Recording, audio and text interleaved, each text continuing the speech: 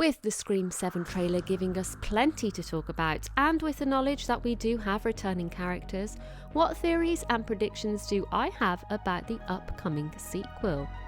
I know a lot about me for another asshole hiding behind a voice changer. Welcome to another Scream Week video where I am dedicating my channel to Scream 7 for the entire week.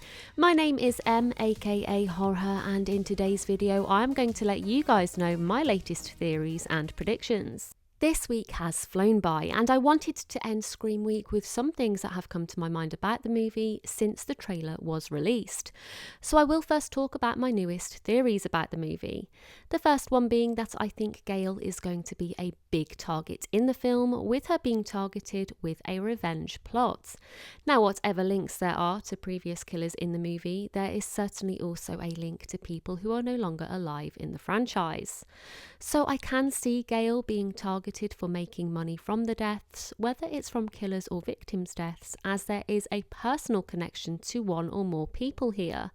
I think she will get a phone call from the killer taunting her about making money from the deaths, and it will be from either Dewey or Cotton's voices rather than a killer's. I think that would be a way to hit her on a more personal level and try to get into her mind. I also think that yes, Gale does have a talk show, but it will also play heavily on the true crime theme, or she will have an additional true crime show.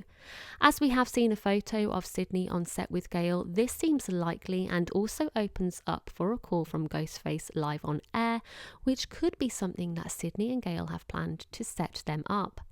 I think she will be as equal of a target as Sidney in some ways, and that she is in more trouble than any other returning character. I do think there is a high possibility she will also not make it out alive. I'm hoping that I am wrong with that, as I think Gale is one of the best characters when she is handled correctly. Another theory that I have is about Kirby Reed. Whilst there has not been concrete confirmation she is returning, we did see an article on her return. If this is the case, I have a feeling she will not be in the film very much, but what we do see of her is going to be impactful to the story. We have confirmation that some of the film takes place in Woodsboro. Now, we do not know what the complete relevance of Woodsboro is, but we do know that the Mocker House is involved. With this, I am going to say that I do think that what we see of the Mocker House in the trailer is two separate scenes, possibly the opening, but also the finale.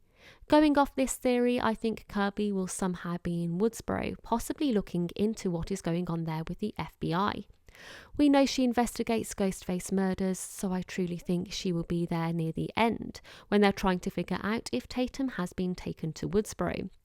She'll be on the phone to Sidney in some of this appearance, and then we will see her in the Mocker House. I can very much picture her walking through the house, hand on gun, looking for signs of Ghostface. I think Ghostface then attacks, as he did lead her there for a reason, hoping Sidney would also show up. This is where I believe we see the fire take place.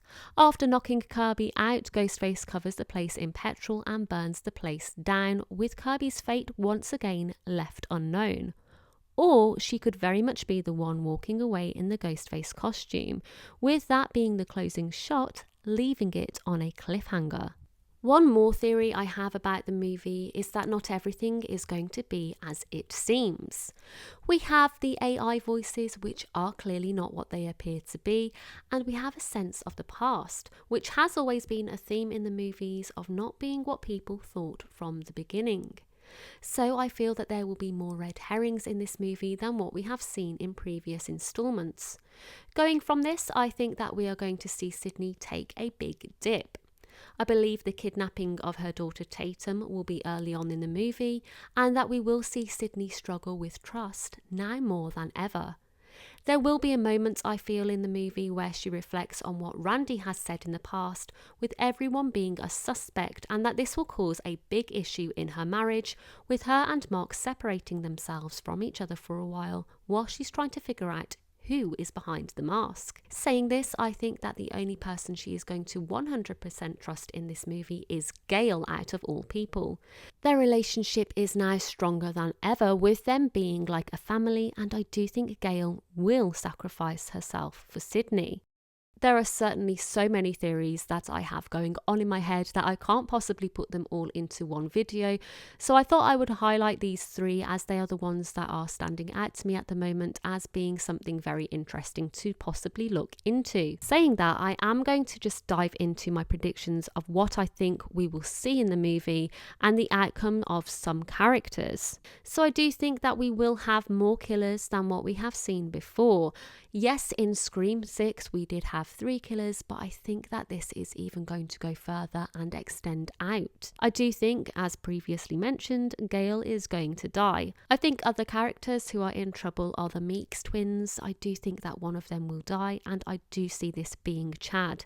I know Chad seems invincible and he has survived a lot in the past, as has Mindy, but I think this time around he's not going to walk away. Mindy will actually also finally get to see the end monologue as well, but that's just something that I think her character deserves more than anything, even though I don't particularly like Mindy in Scream 6. I think Mark, Sidney's husband, is a massive red herring. There are moments in the trailer where we do see him as a possible suspect, acting a little bit suspicious, but we also see him in the position where it looks like he's about to die.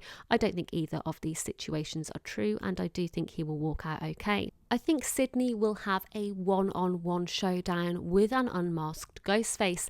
Now, there are theories that people have come up with that Ghostface will be unmasked early on in the movie, and I do see this happening, and I think that Sidney's showdown with them will be an unforgettable one. I think that McKenna Grace's character is also another red herring. Yes, we did see her wearing the blue checked skirt, but that does not necessarily mean that she is definitely going to be a killer. The last thing that I'm predicting is that Stu is not going to be revealed as being alive, at least not in this movie.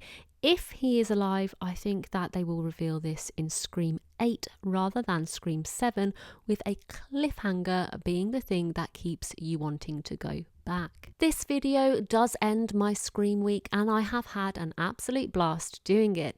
I have really enjoyed reading all of your theories, seeing what you have seen with your eagle eyes, and everything about this week has just been an awful lot of fun.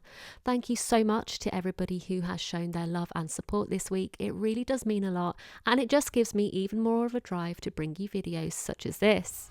Whilst Scream Week may be over, I'll be right back on Sunday with another Ice Cream Sunday, which, if you didn't know, is something that I do on my channel every other Sunday or so, and is dedicated to my favourite franchise, Scream. I do hope to see you there, as this week it will be a very special live version. So as always, what do you guys think? Are there any other theories that you have? Let me know down in the comments section. If you have enjoyed this video, please like, subscribe, and switch on that notifications button, as I will be uploading more content like this. Thank you so much for watching. You can check out my other content here. With that being said, I will see you in the next video.